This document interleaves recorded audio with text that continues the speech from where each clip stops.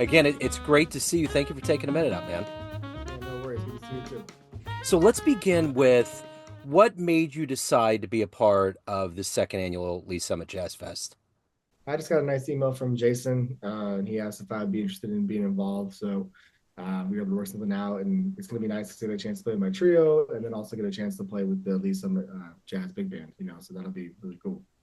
Well, the cool thing about Lee Summit, I moved there in January 2020, and I didn't really have a beat on what was going on. But since then, they have Club 1909 has popped up. Obviously, it's the home of Pat Metheny.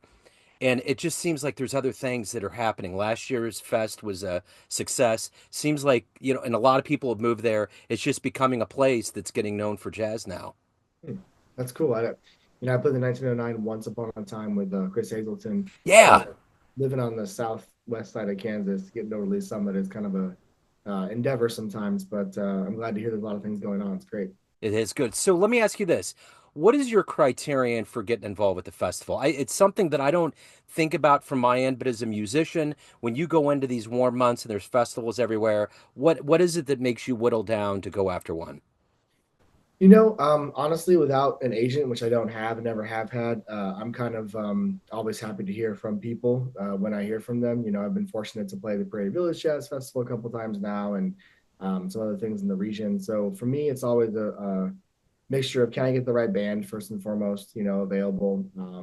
Is the music cool? And if it's, a project that I'm in control of, hopefully the answer is yes so that, and the band feels comfortable. But it's always nice to just be thought of, and asked to do something. So, and then, just working on the logistics of making it all possible. But yeah, I'm happy to be doing more and more of that. Summertime is always kind of a question mark for musicians because if you're involved in educational things or guest artist stuff, which is the bread and butter of what I do throughout the school year, all of that kind of goes dark through the summer. So it's nice to have a couple of things to look forward to musically that are kind of different. And I think another thing about this festival, doing well last year and coming back this year, is just the whole Kansas City soup. How long have you been here now? Coming up 6 years next week. Okay. So in 6 years, I've been doing this show for 14, been here my whole life. Kansas City just keeps going up and up and up with everything. Things just seem to be getting better. From your perspective, coming from a big city, being involved in this scene for 6 years, how do you see Kansas City in 2025? I think it's got a robust group of musicians. It's small but mighty, I would say. You have a lot of different scenes in music too, and I think that's really cool. Something that for being a smaller scene that it is, having the different diversity in terms of the subgenres of this big thing we call jazz is really nice. I feel like there's a good group of my peers, my immediate age group that is really wonderful to work with and certainly hear. And then I can be challenged by the older musicians in different ways. And there's a whole entire subset of musicians I haven't even met yet that are more on the avant-garde and freer side of things. So it's got a lot to offer, and I'm here as much as I can be, but I'm also traveling a lot. So it's also nice to just on a personal note when I come back off the road, whatever I'm doing, just to be here in Kansas City instead of New York. I always felt like I was off the road, and it was still just the intensity was always pretty high, and I felt like I was kind of settled. So it's nice to be in this part of the country. The one thing about this festival too is right now, early bird tickets 2 for 30.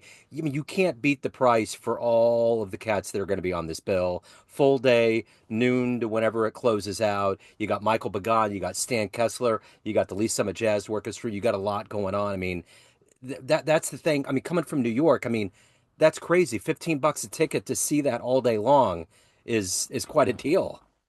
It's a great deal. I mean, even just seeing one show anymore in New York is at least $30, if not more. Oftentimes a lot more. So to have a whole chance to do it, a whole afternoon, and there's gonna be food vendors there and all that. I think it's a great opportunity for anybody who's looking to just have a good time. So let me ask you this: what's going on with you? I mean, you've been very busy with recordings. You're always busy performing. What's up? What's going on? Just to give everybody kind of a frame of reference, and if they want to get music, they want to see you live in other venues. Sure. So the best place to check out all that is just adamlarsonjazz.com. I have been recording a lot lately, and I've decided to try to do a self-imposed no recording under my own name for this calendar year, just to kind of take a break, creatively, and maybe focus some efforts on some different projects. I've been working with a great vocalist in Memphis, and it's more R&B and neo soul. So I'm looking forward to maybe doing some more of that. And I have a contemporary kind of like new music ensemble with a wonderful flute player. So just trying to stretch my creativity in a little different way for the next maybe year or so. But I say that, and then probably come September, I'll record a new album. Right. Who really knows? But staying busy nonetheless. Right on. Adam, it's always great to catch up again. June 28th is the big day. Lee Summit Jazz Fest second annual. I'll have links to early tickets and lineups and all of that. So again, it's always great to catch up. Thanks, man. Yeah, thanks so much, Joe. I really appreciate it. Jazz fans, Joe Domino here, the host of the weekly Neon Jazz radio show and regular interview series being produced and distributed from Lee Summit, Missouri. We are very excited to let you know about the second annual Lee Summit Jazz Festival taking place again this summer on June 28th at the Bridge Space, located at 210 Southwest Market Street in downtown Lee Summit. Following the success of the 2024 festival, the lineup will include Lee Summit students, Casey Area Youth Jazz, Paganova with Michael Pagan, Horoscope with Stan Kessler, Brad Gregory, Adam Larson, and the Lee Summit Jazz Orchestra. There will also be food trucks and vendors to round out a day of celebration. Early bird tickets are 2 for $30, and all details can be found at lsjazzfest.com. We can't wait to see you there.